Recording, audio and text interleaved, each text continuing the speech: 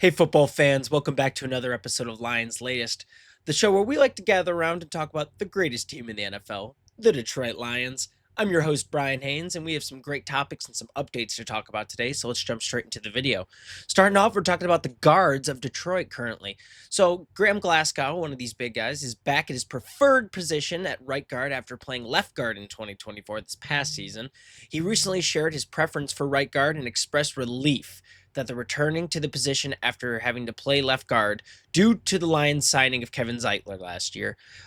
Glasgow has discussed his knee injury, also had some things to do with it, and other disclosed injuries definitely affected him last season as well. It wasn't just the position change.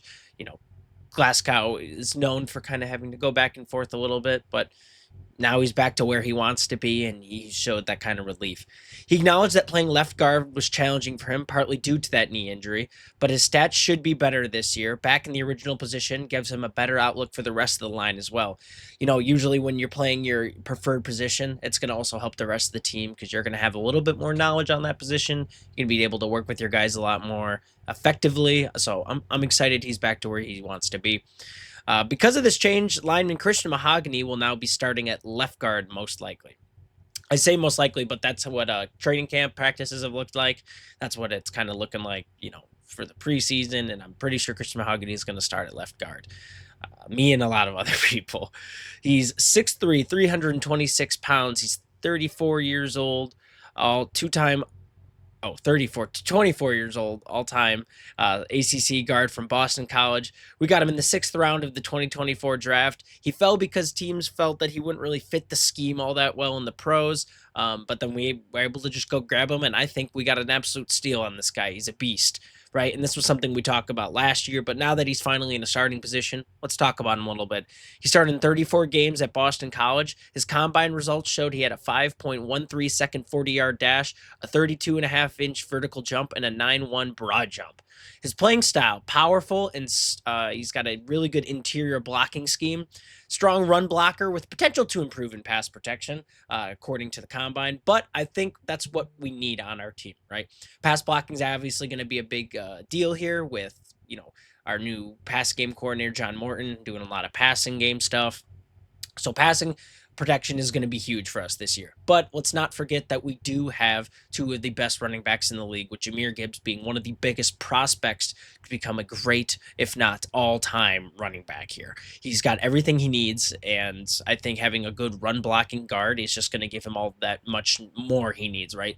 We got those great tackles, Decker and Penei Sewell, who are absolutely able to get run game going, especially Penei Sewell. So you combined now these guards with these tackles, they're able to create these huge gaps. And if you give Jahmyr Gibbs a gap, all he's going to do with it is make that first guy miss and then take off. Montgomery, same deal, except he's just going to run a dude over, put his helmet right in his face. I'm excited to see what he can do in that position.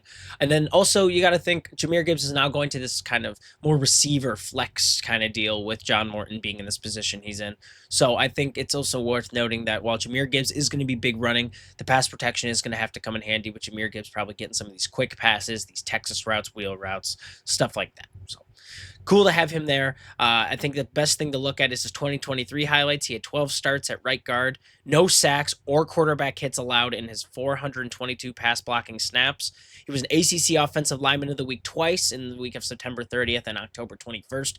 So he's definitely got the accolades to back up what he's doing. And the ACC is no slouch of a conference, right? There are some powerhouse teams in there, and I think that having stuff like that, those kind of stats where you're not letting your quarterback get hit, you're not letting people get to your guy, that to me shows promise in a guard. And I think that, he'll only continue to get better, especially learning from some of the vets that are on the line. So I'm really excited to see what he'll do there. Moving on to our second topic after we talk about the guards of Detroit, which I'm very excited to see what they do this year on the line. We are talking about some injury updates. So we already talked about injuries from the first week of camp a little bit, but I want to talk a little more about what's going on there. So some guys to note, defensive end Al-Qadim Muhammad and linebackers Alex Anzalone and Anthony Pittman sat out this current section, this last session, with Dan Campbell describing them as minor injuries, not major, thank gosh. Running back Sion Vaki is also out with a hamstring injury. And let's just talk about that a little bit. So Zach Cunningham is getting those practice reps in now that Anzo is out. Anzalone has kind of come out and now said he was really, disappointed that there wasn't contract extensions being discussed with him, especially after Derek Barnes kind of got his extension. He was really expecting him to get something as well, especially because of his production.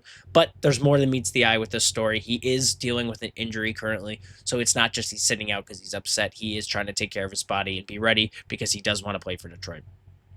He's dealing with that hamstring injury. It's preventing him from practicing at the start of training camp. He's not expected to practice this past Monday, and he didn't, but the team is taking a cautious approach to it just because we don't need to risk anything. We learned from last year, don't risk anything, get the guys going for the season, and then we'll play a great season. Al-Qadin's injury, as well as Pittman's, have not been disclosed, but he was not on the practice field this past Monday, according to Coach Campbell. It is not considered a serious issue, and hopefully Qadin Muhammad is ready to go because we know how much we need that depth at defensive end. And then while it seems that Craig Reynolds is going to secure that running back 3 spot like he has been in the past few years, I hope that Vaki recovers quickly as well because you never want to see one of your guys hurt. Maybe there's a battle for running back 3, but, with our starters being our starters and who they are, I'm not necessarily worried about, the depth at that piece, although it is always good to have depth at every position, especially a position like running back where most snaps you are taking hits. So that's something to worry about. And then finally, and I feel like I shot myself in the foot with this one, defensive tackle Broderick Martin, whom we have talked about previously on this show and possibly, taking a step up this season and being the guy who really fills in that defensive tackle, left practice early this Tuesday with a foot injury. Another serious injury, as we know, could sideline him indefinitely for this season, and then that ruins his chances at staying on the team for the next year. Pardon me. This sucks. I was really upset to hear this news, especially after I was getting hyped for him. I was like, all right, here we go, Martin. This is your chance, dude. This is your chance to go and really prove that you are this guy, this, dude that we drafted pretty, not, I won't say high, like first, second round, but we drafted him at a considerable number, and it's now like I was excited. I'm like, now he's going to get his chance. Brad Holmes was saying how he's excited. He's expecting him to have a consistent season. But, with these injuries that happen, and, while it's just a foot injury, there's a good chance that it's not severe and that he'll be back out. I'm worried. I'm worried. Every time I hear news about him getting injured, I just go, okay, well, here we go again, right? And especially when we need the depth at that position and depth at every position, but we saw with defensive line and defensive end last year needing that kind of depth, I'm really worried that this is going to sideline him and it's going to put him off track for the rest of the season. So hopefully he gets better. We do need him. We know that. So Broderick Martin, get better, man. We could really use your help, and I don't want to see you get sidelined for the rest of this season. So hopefully that's not too bad. Some injuries going around right now, and then we've talked about Taylor Decker.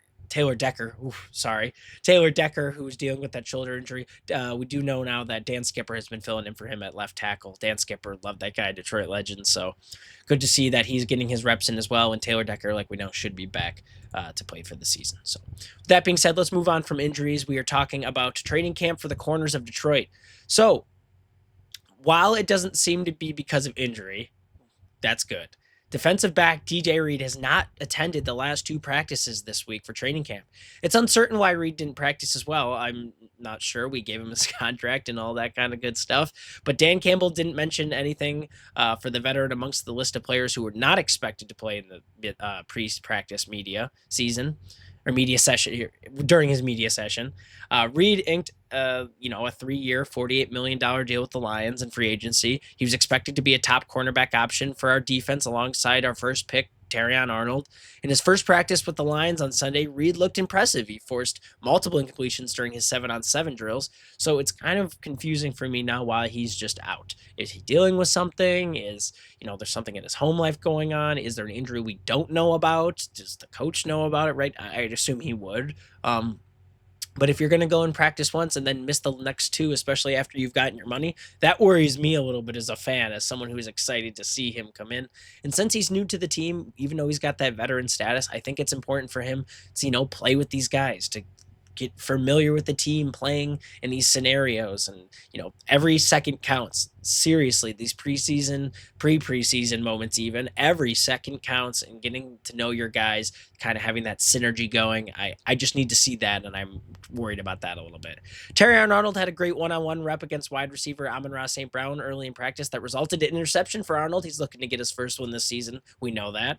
He knocked the ball away from receiver Jamison Williams in a one-on-one rep. He also made another play forcing an incompletion with St. Brown in a 7-on-7 period later that practice. Arnold is having a great start to camp, and I'm excited because we didn't really see those, we saw some flashes, but we didn't see anything crazy his rookie season. I think, this second season, now that he's comfortable in the position, he's got that starting experience, we're going to start to see some more great stuff from him, and this camp has only shown us that we're going to see stuff from him. And then just a little fun thing here, Rocky Ya-Sin, a depth piece signed this year, has been getting reps in, even made a great pass breakup this past Tuesday, showing he's not out of the game yet. It could be a possible valuable piece if we need him to step up at some point this season. Always cool to see that your depth pieces are getting some good reps in and making plays as well.